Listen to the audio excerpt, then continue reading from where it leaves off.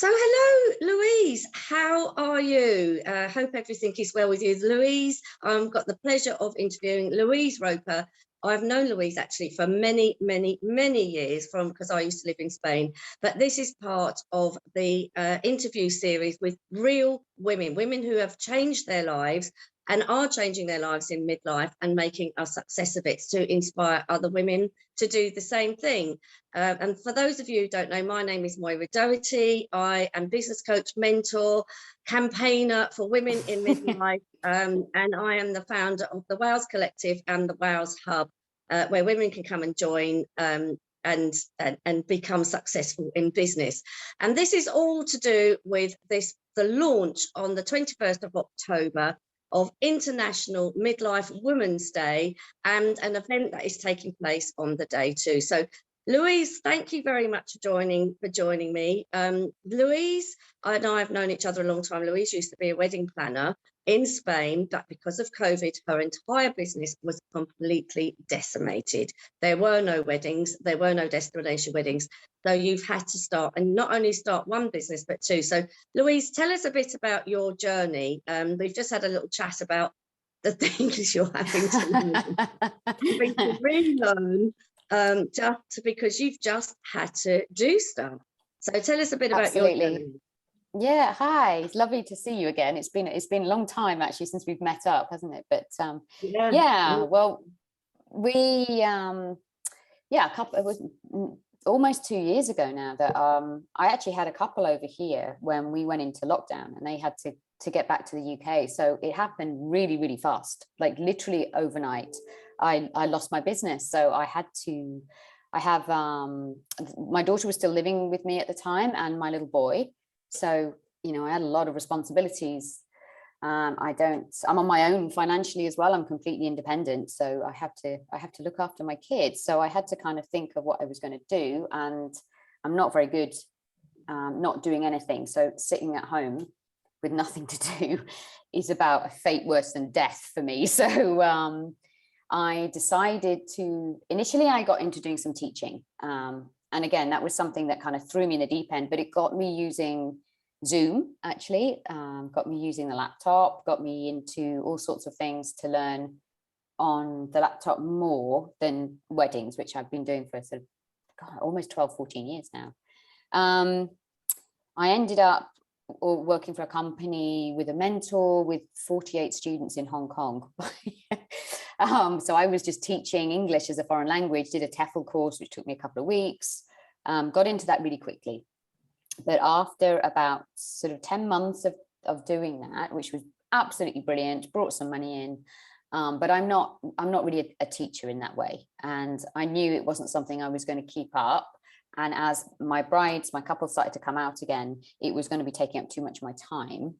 And I quite like working for myself and doing my own hours. So I, again, had to relook at what I could do to fit in with my already established wedding business. So that's what got me into looking at the health and fitness side of things and the beauty side, because obviously beauty goes very well with weddings and something I love anyway. And health and fitness, I'm kind of sports mad, so I love health and fitness and always have. So I was looking at trying to get into the business that way. And I threw myself in the deep end. But it's not easy. It's not easy. Yeah.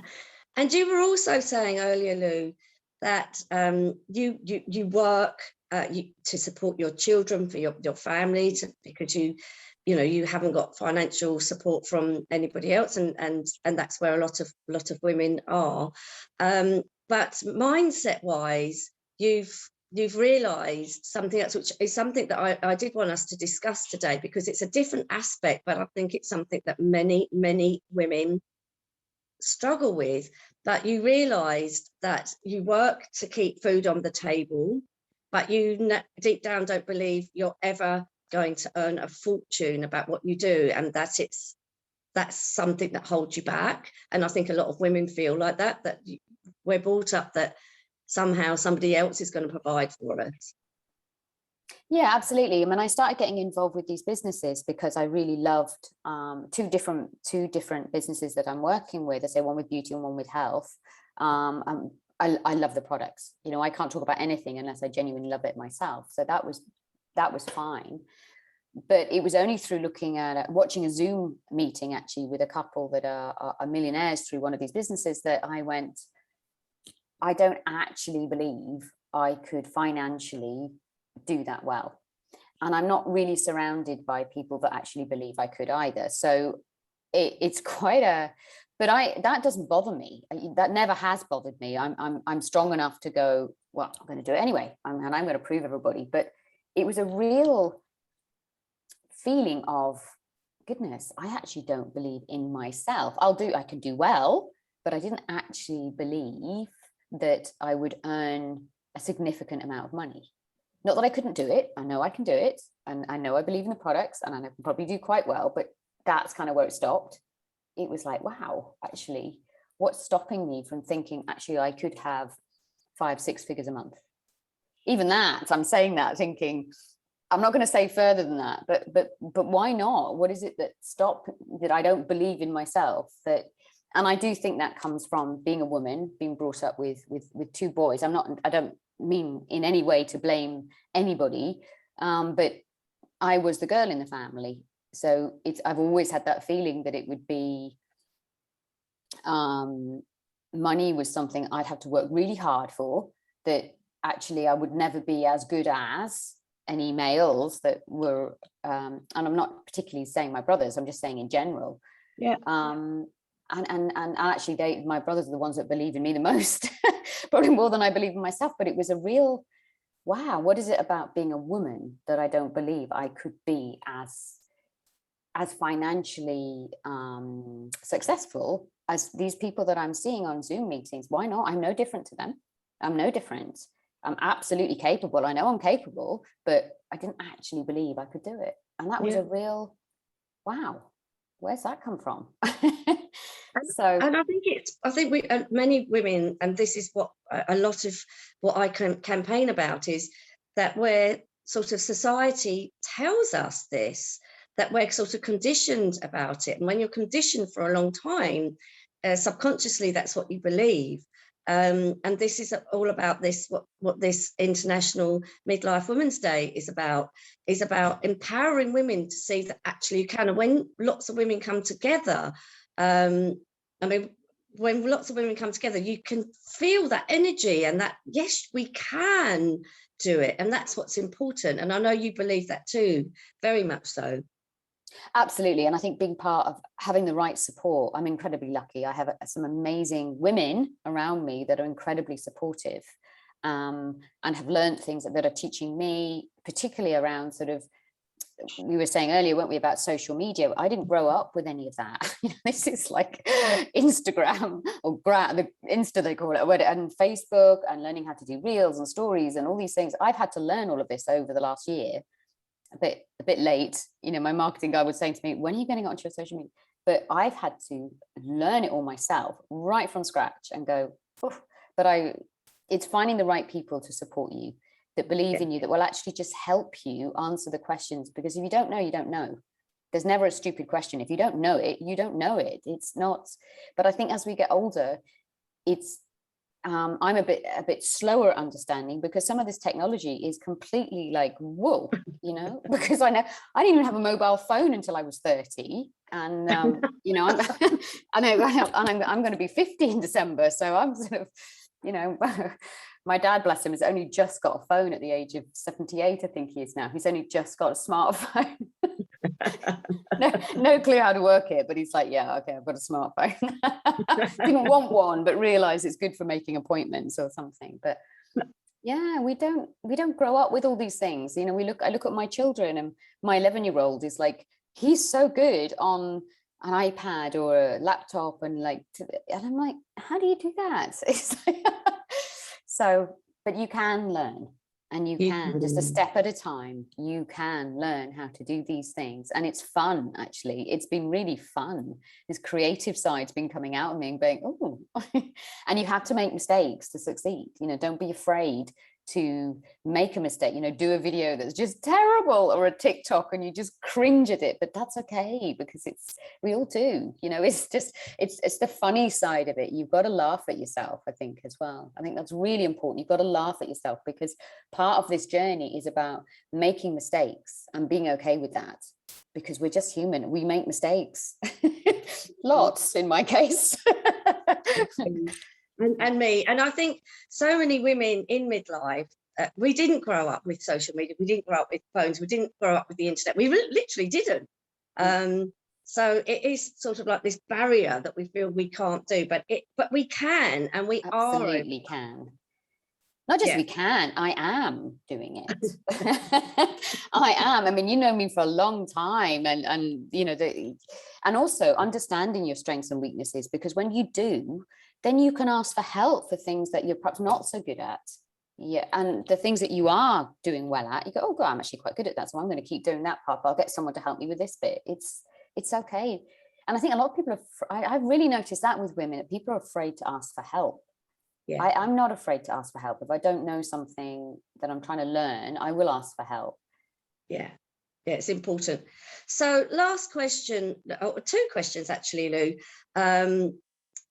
So what's next for Louise Roper? So now that you've realised you've got this block, are you now striving to be a six-figure earner, or not? And lastly, what advice have you got to other women who have either got a business and may be struggling, or thinking, are they too old, or any of this stuff? You're never too old.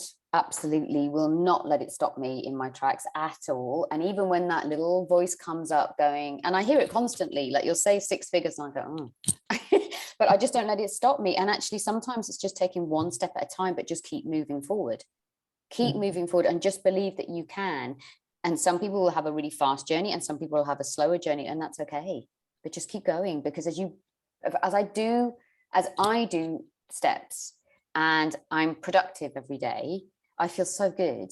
But when like last week, I had a terrible week where I just stopped and I couldn't work out why, but I just was like, oh, and not even that I can't do this, but I'm just like, oh.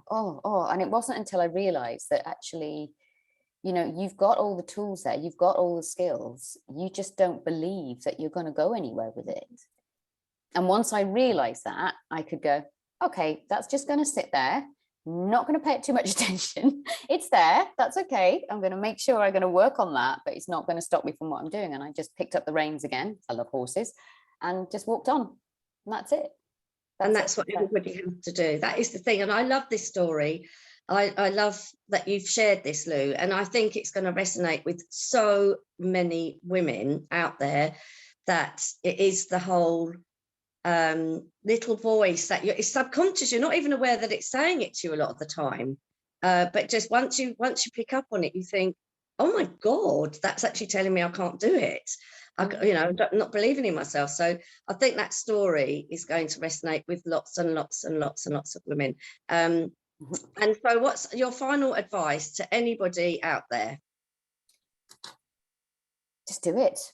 Don't let it stop you. And if you need someone to help you with it, just to give you that confidence, like a business partner, or not even to come into the business with you, but just get someone who's going to be your biggest support to keep motivating you. And that might be within these groups, which are fantastic. The people I've reached out to, and the people I do reach out to at the moment, you know, I was on the phone to someone yesterday for an hour and a half. All right, that wasn't terribly productive, but wow, my mindset was just so different afterwards, because it was just like, right, we're going to do this, and we're going to do this, and we're going to do this. And it just, you get that energy, that positive energy will drive you forward. So sometimes it might be getting up, go out for a walk, get out in nature, or if I'm lucky to be by the sea, but do something that will bring that energy back up again. But just don't let your head stop you from doing things that are absolutely possible. We're exactly. all just humans. And we're hoping on the 21st of October, with the free event that's going on, there's going to be so many inspirational speakers, exhibitors and things there, that everybody will go to that day and come out going, yes, I can do this. I can really do it. I can do it. And that's the whole point of the day. That is the whole point. And having recognition for women in midlife, and that we are brilliant. So thank you, Louise, very, very much. Now that the country is out of the way, we will have to actually meet up because we haven't Definitely. we've met in, but we haven't met in person for a long, long time, and we used to see a lot of each other. So thank you so much, Lou. This has been a really brilliant, empowering story to lots of women, I'm sure. And I'll see you soon. So take care. Thank you. Bye. Take care, Lou. Bye. Bye.